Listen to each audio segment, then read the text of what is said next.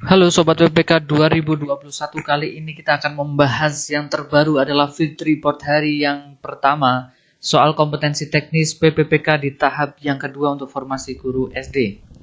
Informasi dari soal-soal yang sudah ditemui oleh rekan-rekan yang sudah tes hari ini adalah salah satunya kita akan membahas banyak sekali informasi yang masuk ke kami berkaitan dengan gambaran soal ya. Sekali lagi gambaran soal tersebut ya. Secara umum tidak jauh berbeda dari soal-soal di tahap yang pertama ataupun video-video yang pernah kita bahas di channel YouTube ini.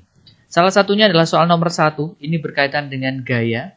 Ini merupakan materi kompetensi teknis profesional IPA ya. Seorang akan memindahkan benda bermasa 5 kg dengan gaya sebesar 50 Newton. Pertanyaannya adalah berapakah percepatan yang terjadi? Tentu kita sudah familiar dengan rumus sigma F sama dengan M kali A, yang dimana ini merupakan hukum Newton yang kedua. Ya, dimana massa diketahui sudah 5 kg, kemudian sigma F-nya atau gayanya adalah 50 Newton dikali A. Karena kita tujuannya mencari A, maka 50 dibagi 5. Maka percepatannya berapa? Ya betul, 10 meter per second kuadrat. Nah, untuk variasi soal yang lain ada dalam bentuk perbandingan massa dan percepatan. Itu mirip dengan soal yang pernah kami bahas di seri-seri pembahasan 2 hari ini ya. Teman-teman bisa membuka link video yang sudah kami bahas. Lanjut nomor 2. Ada soal setiap orang mampu mengangkat beban maksimal sebesar 85 kg ya. Berat barang yang harus diangkat semuanya adalah 300 kg. Pertanyaannya adalah berapa orang yang dibutuhkan untuk mengangkat beban tersebut ya.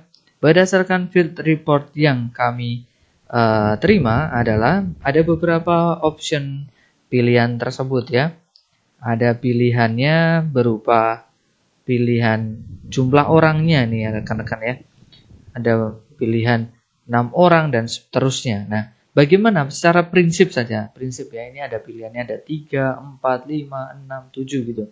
Nah, secara prinsip ini soal mirip dengan tahap yang pertama yang dimana menyeberangkan orang ya, sekali penyeberangan bisa berapa orang. Kemudian ada juga bentuk soal yang di tahap yang pertama dulu adalah truk itu bisa mengangkut sekian kota gitu kan, dalam satu kota maksimum beratnya berapa. Itu prinsipnya sama.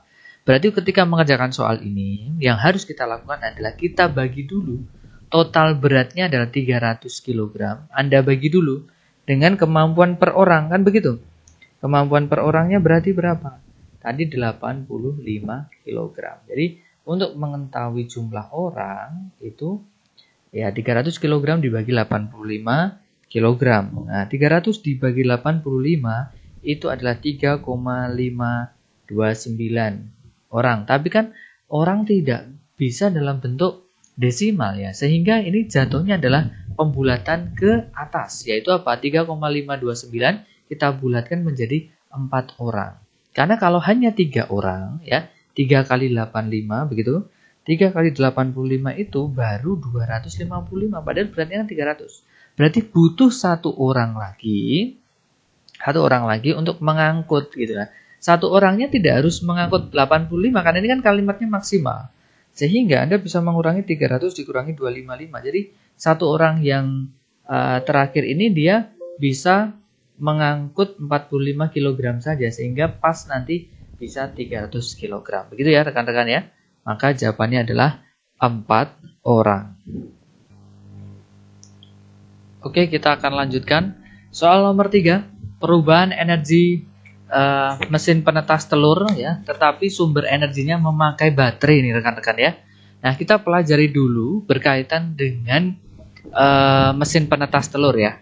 Di mana mesin penetas telur itu terjadi perubahan energi listrik menjadi panas. Ingat ya, ini kita ngomongin mesinnya terlebih dahulu ya, tanpa kita membicarakan baterainya ya. Ini adalah listrik menjadi panas atau kalor. Nah, perpindahan panas ya atau kalor secara konduksi terjadi dari mesin pemanas atau mesin penetas ke telur gitu ya. Suhu yang dibutuhkan dalam pengeraman telur itu secara alami berkisar 37 derajat Celcius sampai 38 derajat Celcius, dan ini pun diterapkan pada mesin penetas. Begitu. Ini secara konsepnya. Nah, kemudian kalau kita bicara bahwa variasi di soal kali ini adalah dia penggunaannya menggunakan baterai. Nah, baterai sendiri adalah alat yang digunakan untuk menyimpan energi listrik dalam bentuk kimia, yang kemudian diubah menjadi energi listrik untuk memperoleh arus listrik yang diperlukan, sehingga dapat digunakan untuk menghidupkan peralatan yang diperlukan. Kan seperti itu. Berarti kalau ini model soalnya adalah kombinasi begitu. Nah, di mana kita ketahui tadi mesin penetas adalah dari listrik untuk menjadi menghasilkan kalor ya, atau panas. Nah, tetapi ketika dia melibatkan baterai berarti ada perubahan dari energi kimia. Berarti secara urutan rekan-rekan bisa memilih jika menjumpai soal seperti energi kimia, kemudian menjadi energi listrik, ini adalah proses perubahan di baterainya, kemudian menghasilkan kalor, dan ini yang digunakan untuk proses penetasan telur ya. Jadi urutannya seperti itu. Nomor 4, perubahan energi. Oh ya, ini tadi ada informasi yang terbaru nih tentang seseorang yang sedang memanah. Justru di pilihannya sedikit berbeda di tahap yang pertama. Ini bukan perubahan energi saja, melainkan ada yang bertemu model gaya yang bekerja. Nah, gaya yang bekerja itu gaya apa gitu ya. Nah, ketika nanti keluarnya adalah berkaitan dengan perubahan energi, kita harus tahu di dalam panahan energi yang berpindah dari energi potensial dari si pemanah ya, dari pemanah menjadi energi kinetik, karena nanti akan melesakkan anak panah tersebut ya. Ketika panahnya itu dilepaskan ya, itu akan terjadi perubahan energi kinetik. Jadi kalau itu energi berarti energi potensial kemudian berubah menjadi energi kinetik. Namun apabila gaya yang bekerja ya, di sini ada gaya bekerja apa? Yaitu adalah ada gaya pegas ya. Apabila ada pilihan-pilihan opsi lain yang dibentuk dalam model dan begitu, ada juga gesekan juga sebenarnya ya, antara anak panah ini dengan istilahnya tali yang membentang ini, itu juga bisa. Jadi rekan-rekan harus cermati lagi. Nomor 5. Nah, ini kami keluarkan sebenarnya soal latihan penggunaan mikroskop ini di video-video sebelumnya, termasuk seri pembahasan intensif yang 100 soal kami rilis secara bertahap itu, yaitu cara penggunaan mikroskop. Nah, cara penggunaan mikroskop kali ini muncul lagi ya rekan-rekan ya. Nah, ini kami mengingatkan kembali secara urutan. Itu rekan-rekan bisa melihat dari posisi atas terlebih dahulu, yaitu apa? Posisi pertama adalah memasang lensa okuler ya. Lensa okuler adalah lensa mikroskop yang berdekatan dengan mata. Setelah itu yang kedua adalah memasang makrometer ya, memasang makrometer ini, kemudian memutar lensa objektif. Setelah memutar lensa objektif, baru mengatur kondensor ya. Kondensornya ada di sini rekan-rekan. Setelah kondensor, nah di bawahnya ini kan ada nih, ada cermin ya nih. Berarti Anda bisa memutar cermin ke arah sumber cahaya yang nantinya digunakan atau dipantulkan ke bidang yang di atasnya terdapat preparat ya. Memutar cermin ke arah cahaya, kemudian yang keenam letakkan preparat di atas meja preparat. Setelah itu posisikan lensa objektif preparat ya di atas preparat. Jadi ini lensa objektif diarahkan tepat di atas preparat yang akan diamati. Kemudian selanjutnya memutar makrometer kembali untuk melihat secara detail dengan perbesaran yang sudah dipilih tentunya, dan kemudian bisa melihat objek yang diamati, yaitu dalam hal ini adalah preparatnya. Jadi urutan penggunaan mikroskop ya, yang pertama memasang lensa okuler, yang kedua memasang makrometer, yang ketiga memutar lensa objektif, yang keempat mengatur kondensor, yang kelima memutar cermin ke arah sumber cahaya, yang keenam letakkan preparat di atas meja preparat, yang ketujuh posisikan lensa objektif di atas preparat, dan yang kedelapan adalah memutar makrometer. Oke, kita lanjutkan yang keenam.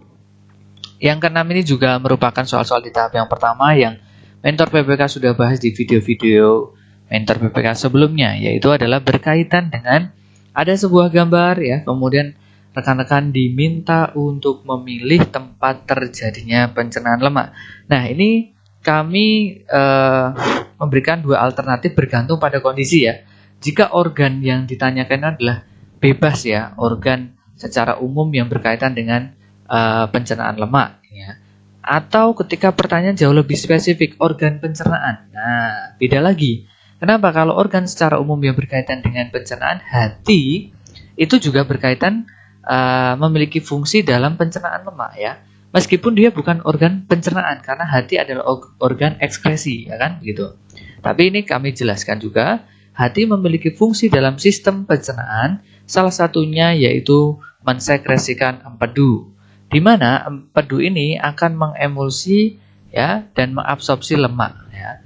Selain itu, hati berfungsi mensintesis lemak dari karbohidrat dan protein serta mengatur penyimpanan maupun pemakaian lemak. Nah, secara umum tanpa mengklasifikasikan hati masuk dalam sistem pencernaan, hati memiliki fungsi berkaitan dengan pencernaan lemak.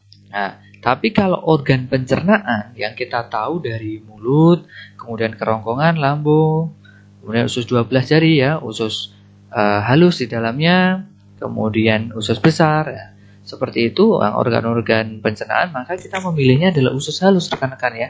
Kenapa? Karena usus halus itu berperan dalam pencernaan lemak. Lebih spesifik di mana atau alasannya apa? Karena di usus halus itu kita ketahui dia memiliki enzim lipase. Ya, enzim lipase pankreas dan lipase usus ya. Enzim tersebut berfungsi untuk memecah lemak menjadi asam lemak dan gliserol. Setelah itu lemak akan diabsorpsi di usus halus melalui difusi ya. Kemudian molekul asam lemak yang kecil masuk ke dalam kapiler dari vilus, sedangkan molekul lemak yang besar dan gliserol akan membentuk kilomikron masuk ke lakteal menuju ke sistem limfa dan sirkulasi sistemik. Nah, sehingga ketika nanti rekan-rekan ditunjuk gitu ya, ditunjuk nomor berapa gitu, yang berkaitan dengan pencernaan dari lemak, rekan-rekan bisa memilih mana yang termasuk usus halus ya, kan begitu. Nah, kira-kira nih dari gambar itu rekan-rekan memilih mana ya? Tentu jawabannya adalah Anda bisa memilih nomor 4 yang menunjuk dari usus halus tersebut. Begitu rekan-rekan ya.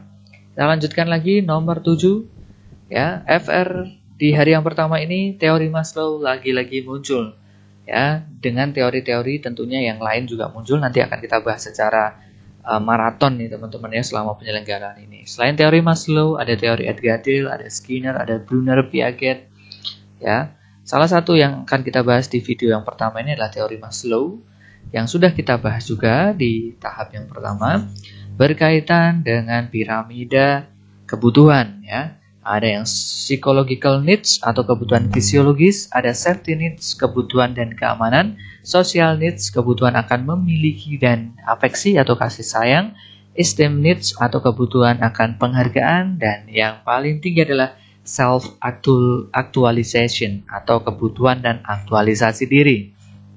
Nah, bentuk soalnya bagaimana? Nah, berdasarkan dari FR yang berkembang di hari yang pertama ini adalah bentuknya adalah jenis aktivitasnya yang menggambarkan teori Maslow. Nah, sehingga saya akan menjelaskan secara detail di masing-masing bagian piramida tersebut yang ada 5 itu, beserta contohnya. Oke, kita kupas tuntas yang pertama terlebih dahulu ya.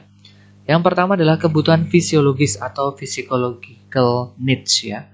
Itu adalah kebutuhan mendasar manusia, adalah untuk memenuhi kebutuhan fisiologisnya demi bertahan hidup atau survival.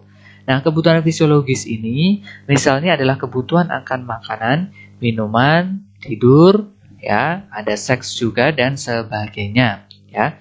Seseorang tak akan mencari kebutuhan yang lebih tinggi, misalnya mengejar konsep kebahagiaan sebelum kebutuhan psikologisnya terpenuhi. Kebutuhan psikologis ini merupakan aspek survival yang harus dipenuhi.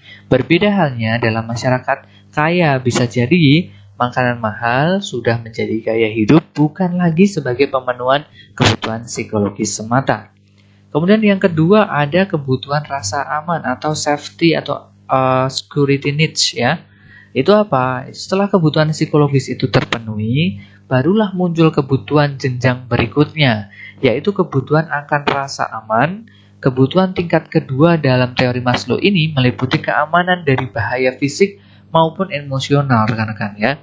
Contohnya adalah kebutuhan akan rasa aman ini adalah kebutuhan rasa aman pada daya yang mengancam, seperti perlindungan dari kriminalitas, penyakit, bencana alam, ya, aman dari perundungan atau bullying, ya, dan sebagainya. Oke, kemudian yang ketiga, kebutuhan sosial atau social needs. Nah, kebutuhan selanjutnya adalah kebutuhan sosial dan kasih sayang atau afeksi. Kebutuhan ini mencakup dorongan rasa yang dibutuhkan orang lain, kebutuhan untuk dicintai, memiliki pasangan, bersosialisasi di masyarakat, dan sebagainya. Kebutuhan sosial ini baru bisa tercapai jika seseorang sudah terpenuhi dua kebutuhan sebelumnya tadi, di nomor 1 dan kedua, yaitu kebutuhan psikologisnya dan juga kebutuhan rasa aman. Yang keempat adalah kebutuhan penghargaan atau esteem needs, ya. Setelah kebutuhan sosial terpenuhi, muncul kebutuhan selanjutnya, yaitu adalah kebutuhan akan penghargaan. Kebutuhan penghargaan ini merupakan pemenuhan ego, ya, untuk meraih prestis.